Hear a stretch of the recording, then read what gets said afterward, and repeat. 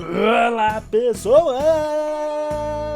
Na última aula nós começamos a falar sobre a história da astronomia. Falamos um pouco sobre os primeiros observatórios, partimos para a astronomia antiga e todo o caminho até a Revolução Copernicana. E nessa videoaula nós vamos partir para saber o que aconteceu com a astronomia a partir da Revolução Copernicana.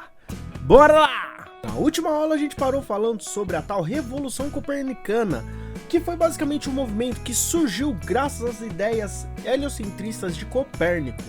Alguns nomes importantes surgiram nesse movimento, como por exemplo Giordano Bruno, um defensor ferrenho do heliocentrismo e da ideia de que o universo era infinito, e Tycho Brahe, que utilizou o modelo copernicano adaptado ao geocentrismo, ou seja, com a Terra no centro do universo. Tycho Brahe esteve a serviço do rei Frederico II da Dinamarca e mais tarde do imperador Rodolfo II da Germânia. E essa proximidade com as autoridades garantiram muitos recursos e muitas liberdades para que Tycho Brahe pudesse realizar seus estudos astronômicos. Dessa forma, ele foi responsável pelo desenvolvimento de diversos instrumentos utilizados na astronomia. E graças a isso, ele era o detentor dos dados mais precisos sobre a observação do céu naquela época.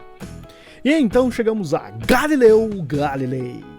E apesar de ser mais ligado à filosofia natural do que à astronomia propriamente dita, Galileu fez a criação do instrumento que iria revolucionar totalmente a astronomia, dando origem à astronomia moderna. Adaptando um instrumento óptico utilizado para ver longas distâncias, Galileu utilizou para observar o céu, sendo inventada a luneta. Galileu então pôde ver que existiam muito mais estrelas do que o olho humano era capaz de enxergar. Além disso, graças à luneta, Galileu pôde ver muitas outras coisas no céu, como por exemplo, as luas de Júpiter. Ao apontar seu telescópio na direção do planeta Saturno, Galileu observou algumas coisas ao redor do planeta que ele não soube bem falar o que era, mas que hoje nós sabemos que se tratam dos anéis de Saturno. E ele também pôde concluir que as manchas que vemos na Lua se devem a diversas crateras que existem lá, o que quebrava aquela ideia de que os corpos celestes eram perfeitos e imutáveis. E também utilizando a luneta, Galileu pôde ver as manchas solares, o que ele pagou muito caro, perdendo a visão no final de sua vida. Mas importante, com suas observações, ele também pôde afirmar que a Terra se movia ao redor do Sol. Mas essa afirmação, juntamente com seu constante questionamento sobre o sistema de filosofia natural que existia na época, o levou a julgamento pela Igreja.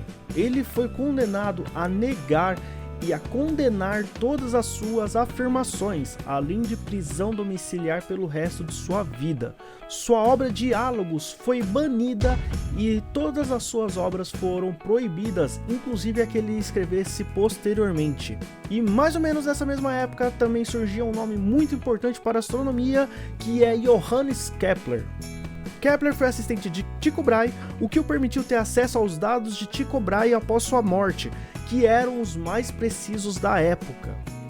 E foi com esses dados que Kepler tentou criar seu modelo de universo, onde, entre as esferas cristalinas que levavam os planetas, existia sempre um sólido geométrico.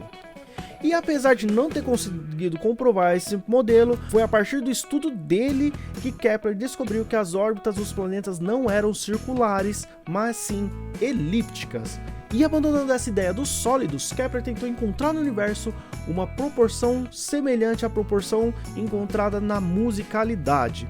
E novamente ele não atingiu seu objetivo com esses estudos, mas foi graças a eles que ele desenvolveu suas outras duas leis, a lei das áreas e a lei dos períodos. Então tivemos as três leis de Kepler para a órbita dos planetas. Mas foi em 1687 que um livro foi publicado e revolucionou não apenas a astronomia, mas toda a filosofia natural da época. O livro Princípios Matemáticos da Filosofia Natural, escrito por Sir Isaac Newton. Nesse livro, Newton queria justificar que o que ocorria no universo também ocorria na Terra, e eles ocorriam através de um único princípio: a gravidade, uma força que atraía os corpos à distância. E essa ideia na época de um corpo influenciando o outro à distância era absurda, mas foi nisso que ele baseou seus estudos e desenvolveu a lei de gravitação universal. Além disso, Newton desenvolveu os chamados telescópios newtonianos, que ainda são muito utilizados hoje em dia. Ele substituiu as lentes da luneta de Galileu por espelhos, o que trazia uma melhoria na imagem gerada, eliminando as aberrações cromáticas da lente. E com os estudos de Newton sobre a gravitação universal, houve uma união ainda mais intensa entre astronomia e física. Isso nos levou a diversas descobertas ao longo dos anos seguintes. Em 1768, Leonard Euler publicou em suas memórias seus estudos que aperfeiçoavam o modelo das órbitas planetárias, demonstrando como elas mudam de tamanho e excentricidade conforme a atração dos demais corpos celestes. Gauss desenvolveu uma maneira de determinar a órbita de um planeta através de apenas 3 pontos observados e utilizou isso para determinar a órbita de Ceres. Esse estudo foi confirmado em 1801 por Giuseppe Pazzi e Henrik Olbers. Edmond Halley utilizou o método de Newton para determinar a órbita de cometas observados, e com isso percebeu e propôs que os cometas que haviam sido observados em 1531, 1607 e 1682 se tratavam do mesmo corpo. Com isso, previu que o cometa, que hoje leva o seu nome, apareceria novamente em 1758, mostrando que muitos cometas tinham órbita ao redor do Sol. E foi em 1755 que Immanuel Kant, ao observar objetos difusos no universo chamados de nebulosas, propôs a hipótese de universos-ilhas, onde ele afirmava que as nebulosas observadas eram sistemas estelares independentes e comparáveis à nossa nebulosa. Essa ideia ganhou força com as observações de Hubble em 1922, e classificando esses objetos como o que nós hoje chamamos de galáxias. Em 1781, William Herschel descobriu o planeta Urano, mas o movimento irregular de Urano ao redor do Sol fez com que muitos astrônomos teorizassem a existência de um 8º planeta, e cálculos da órbita desse planeta inclusive foram feitos. Com isso, em 1846, Urbain Le Verrier descobriria o planeta Netuno. Porém, os problemas com a órbita de Urano continuavam, e em 1915, Percival Lowell propôs a existência de mais um planeta, Plutão. A existência de Plutão foi confirmada por Clyde Tombaugh em 1930. Em 2006, durante a 26ª Assembleia Geral da União Astronômica Internacional, Plutão deixaria de ser considerado planeta para ser chamado planeta anão. Durante o século XIX, Joseph von Braunhauer estudou as linhas espectrais da luz do Sol, que apresentavam algumas lacunas. Foi Bilsen e Kirchhoff que então descobriram que essas lacunas correspondiam a determinados elementos químicos, o que permitia conhecer o elemento que compunha a fonte daquela luz. Logo na entrada do século XX, em 1905, tivemos a publicação da teoria da relatividade de Albert Einstein, explicando a gravidade como uma distorção do espaço-tempo. Slipher detectou o redshift, um desvio para o vermelho no espectro recebido de galáxias distantes, que indicavam que as galáxias estavam se afastando do nosso planeta. E o russo Alexander Friedmann iria demonstrar matematicamente essa expansão do universo. As observações de Slipher e os cálculos de Friedmann levaram o físico e padre belga Georges Lemaitre a sugerir uma ideia de que toda a massa do universo em um momento esteve concentrada em um único minúsculo ponto, o que ele chamou de átomo primitivo. A ideia que mais tarde iria ser fundamental para a criação da teoria do Big Bang.